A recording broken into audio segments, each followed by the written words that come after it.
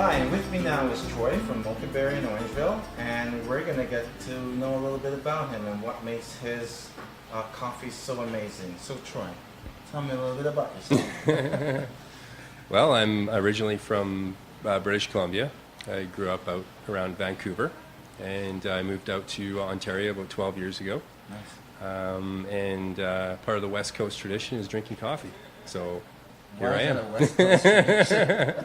I thought it was, Well, this there's was the thing. yeah. Well, in the West Coast, back when I grew up, there was very few, a lot of independent cafes such as this one were a big thing and have always have been a pretty big trend out west. So what makes your coffee different than everybody else's? Than the big, let's say the big box guys. What makes you guys so different? Well, our biggest differentiator is that we roast in-house. So we roast coffee every single day, throughout the day and night, here right at the cafe. Mm-hmm. So our coffee is guaranteed to be fresh. Literally, if you buy a pound of coffee from me, it was either roasted this morning or yesterday. And how long will it last? I usually recommend you drink it within 30 days. It's at its optimum, and then it starts to, the flavor starts to dissipate after that. Okay. It doesn't go bad, but it just doesn't taste as good. Okay. Now, you have a beautiful building. Mm-hmm. I really like this building. And I'm wondering, can you tell me a little bit about it? Well, it's a secret, but I guess I can say. Well, it's a heritage building. We have the original tin ceiling. Yeah, I noticed that they're absolutely beautiful. Yeah. You got to come in here just to take a look at that alone. Yeah, and the exposed brick walls and so forth. So it's a wonderful place. It's nice and cozy. It's great. How do you like kind of being here and being a part of the community? And have they welcomed you? Have you always wanted to do the coffee business, be in the coffee business? Did you have any other passion, but this was it for you? Yeah. Well, I originated in finance and customer service before this. That's a good quality to have. Yeah. Always wanted to get into the coffee thing. But Orangeville has been a wonderful place to live, to raise a family, and absolutely love living in Orangeville and being part of the community. That was one big reason for getting into the cafe type business too, is to be part of the community. Excellent. Yeah. No longer commuting. Yes. Good. Well, I didn't just come here to talk to you, but I also came here to talk and taste your coffee. Right. So why don't we just get a taste of his coffee? Okay, so we're going to talk about your coffee today and what's so special about your coffee. So if you can give me some idea of what you have in front of you, what's the difference between the Mexican roast? Is that Ethiopian?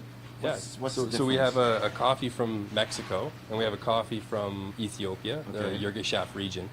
The difference between the two, first of all, is the roast. The Mexican, we roast dark. So it's a nice, bold, flavorful coffee. Mm-hmm. The Ethiopian is roasted on a medium level, so it's a little bit lighter, but it also allows the individual to taste like the fruitiness of the coffee.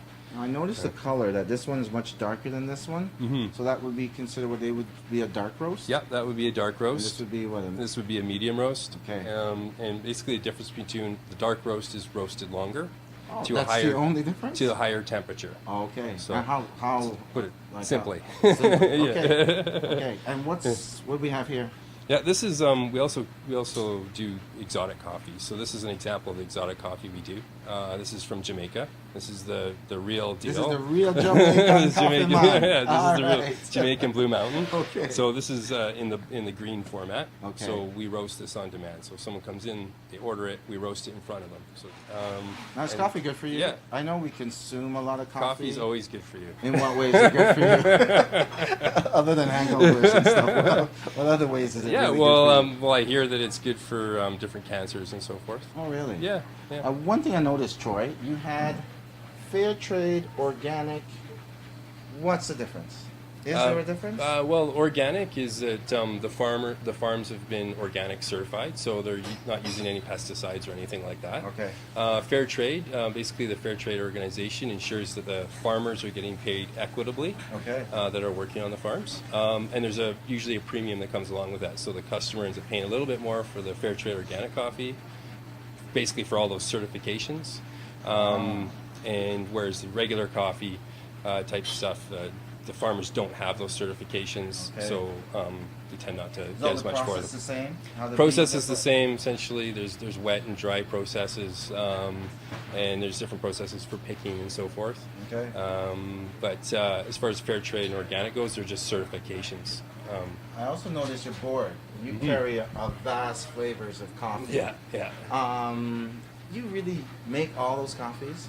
Every one of them? Yeah, we have about 20 different coffees, and what they are is 20 different coffees, different regions, different coffee regions. So I noticed you have like from Brazil, India, Kenya, like you have Nigeria, Peru. Wow. Yeah. Right now, our newest addition is the Rwandan coffee.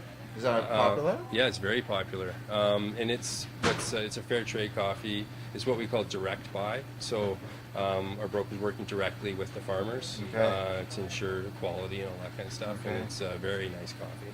How'd you get into this?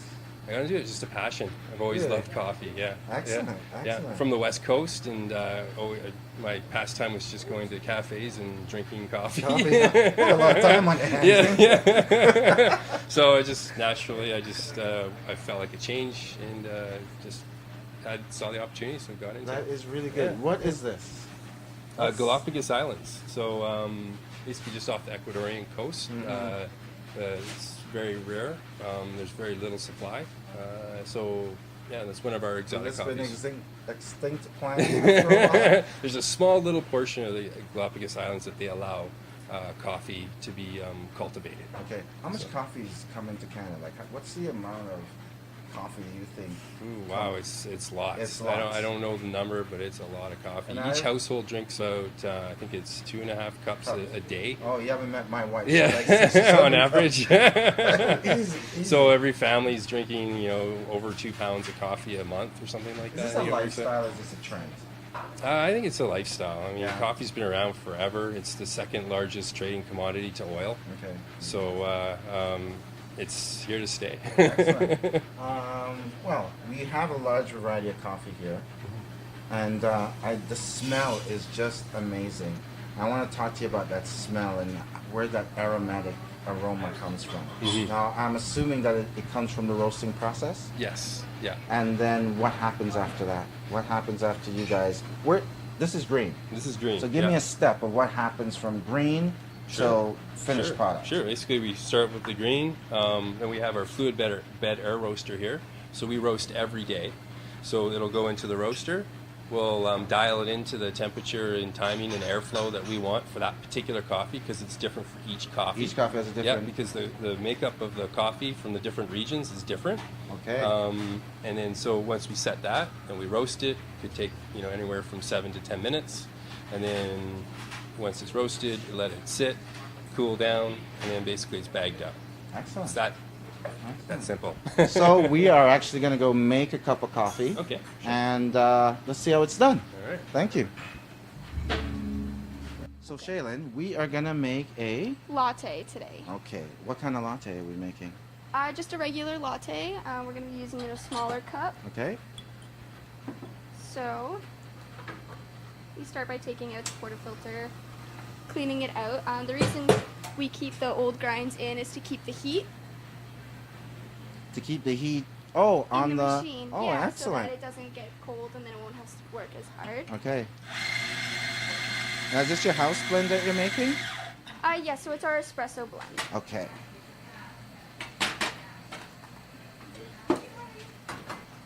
Now, what's this machine called? This is our espresso machine. Is there another name for it, or that's really... That's what I call it. Yeah? That's what we call it here, I guess.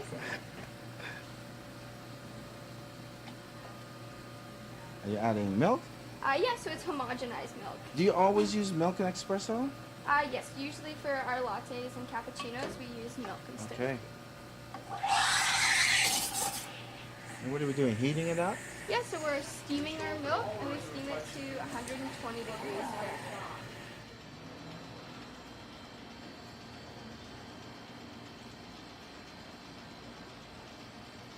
So we're pouring that in there.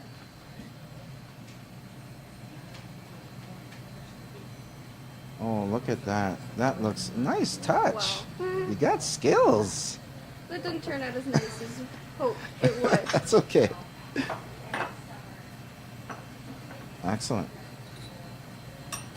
No sugar, no nothing, right? This is it? No, it's not traditionally used with sugar, but some people choose to add it with it as well.